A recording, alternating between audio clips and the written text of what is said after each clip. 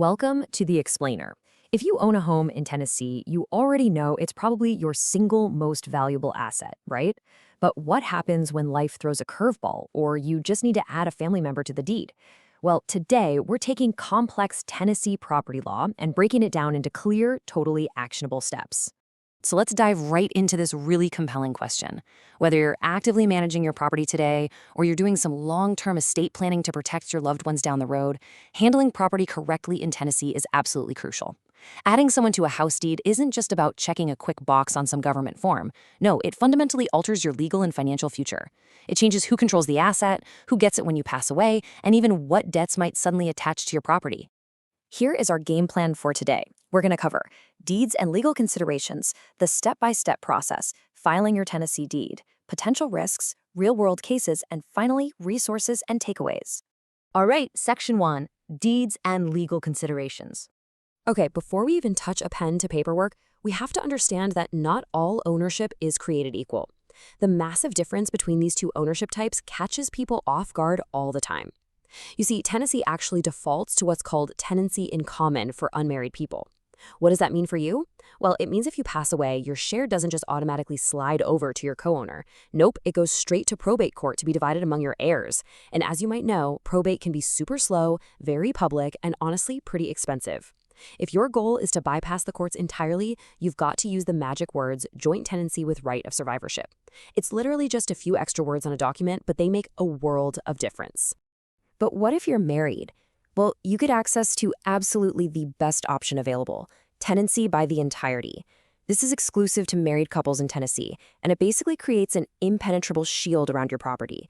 It provides automatic survivorship rights completely outside of probate, so the transition is instant. But crucially, it also protects the marital home against creditors who are only chasing one spouse. It's a massive legal advantage. Moving right along to Section 2, the step-by-step process. So let's look at how all this builds into an actual legally binding transfer. Here's your basic workflow.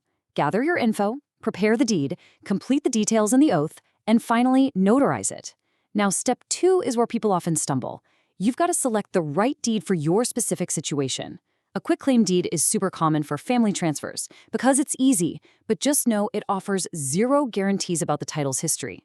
A warranty deed, on the other hand, guarantees a perfectly clear title and actually defends the new owner against any future claims. Once you pick your deed, drafting it perfectly is non-negotiable. You absolutely cannot skip any of these strict statutory elements under Tennessee law. You're going to need the preparer's info, a reliable return address, exact legal names, the prior deed reference, which shows exactly how you got the property in the first place, and the parcel ID. And listen, this is the most important part. You need the formal legal description. A standard street address? Yeah, that is not going to cut it. If you miss even one of these details, the Register of Deeds will reject your paperwork right there at the counter. Section 3, Filing your Tennessee deed. Okay, so your deed is perfectly drafted and notarized. Now it's time to make it official with the county. Be prepared for some highly specific fee structures, which can vary depending on whether you're in Knox, Davidson, or Coffee County, for example. The standard recording itself is pretty cheap, usually about $10 to $12, plus a small $2 computer fee. But here's the catch. Watch out for the realty transfer tax. Tennessee charges 37 cents per $100 of the property's value. To put that into perspective, on a $300,000 home transfer, you were looking at over $1,100 in taxes. And yes, you have to swear to that property value under oath. Let's look at Section 4, Potential Risks and Considerations. Before you rush off to the county clerk, let's just hit pause for a second, because this number is vital. $19,000. That is the 2026 annual gift tax exclusion set by the IRS. If you add someone to a deed and essentially give them a property value exceeding that amount in a single year, you trigger a mandatory IRS gift tax return. Now, you might not owe actual cash today because of lifetime exemption limits, but that formal reporting requirement is absolute. And trust me, it catches a lot of families completely by surprise. The reality is, adding someone to a deed isn't just paperwork, it creates immediate hazards. Giving away a property interest means you are legally importing your new co-owner's financial baggage. Think about it. If they get sued or have massive debts, your property is suddenly exposed.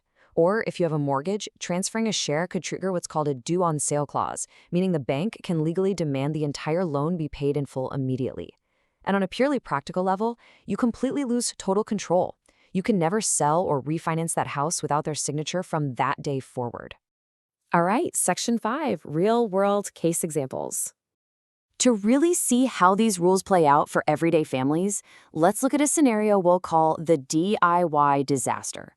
Imagine a well-meaning parent adds a child to a deed just to, make things easier, but they totally forget to include that specific survivorship language we talked about.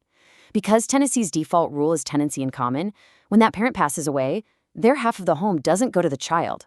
Instead, they literally just bought their grieving family an expensive 9 to 14-month nightmare in probate court. And then we have the $1 sale illusion.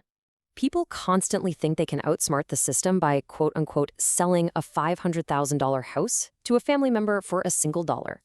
But listen, the IRS is not fooled. They look strictly at fair market value. Selling a massive asset for pocket change still legally counts as a $499,999 gift against your tax exemptions. You simply cannot sneak around the IRS with a $1 bill. Section 6, Resources and Final Takeaways.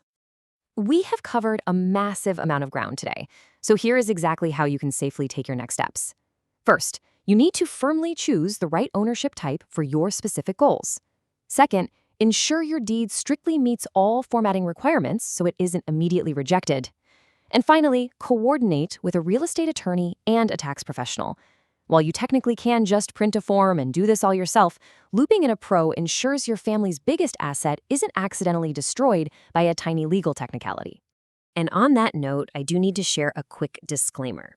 This explainer is strictly for informational purposes, and it shouldn't replace professional legal advice.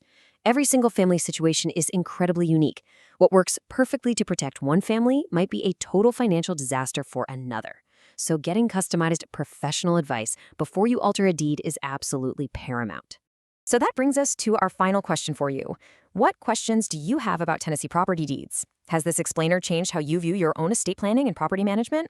Drop your thoughts in the comments below and let's get a discussion going. Keep exploring, stay focused, and use these tools to securely manage your family's future. Thanks for learning with me today on The Explainer.